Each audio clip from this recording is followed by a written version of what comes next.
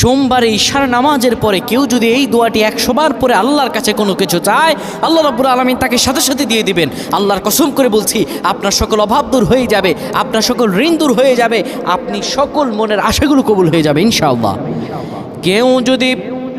সোমবার বরকতপূর্ণ রাত, এই সোমবারে আমার রাসূলুল্লাহ দুনিয়াতে এসেছিলেন, সপ্তাহে রোজা রাখারও সওয়াব আছে এই দিনে। কোনো ব্যক্তি যদি সোমবারে ঈশার নামাজ পড়ে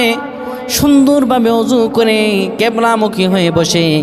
ইয়া যাল জালালি ওয়াল ইকরাম 100 বার পড়ে, 30 বার দুরূদ শরীফ পড়ে, 3 বার সূরা ইখলাস পড়ে, 3 বার সূরা ফালাক, 3 বার সূরা নাস পড়ে, 10 বার দুরূদ শরীফ পড়ে, আল্লাহর কাছে কোনো দোয়া করে, আমার রব্বুল আলামিনের কাছে দোয়া করতে দেরি হবে, কিন্তু আমার রব আল্লাহ রব্বুল আলামিন দোয়া কবুল করতে দেরি করবেন।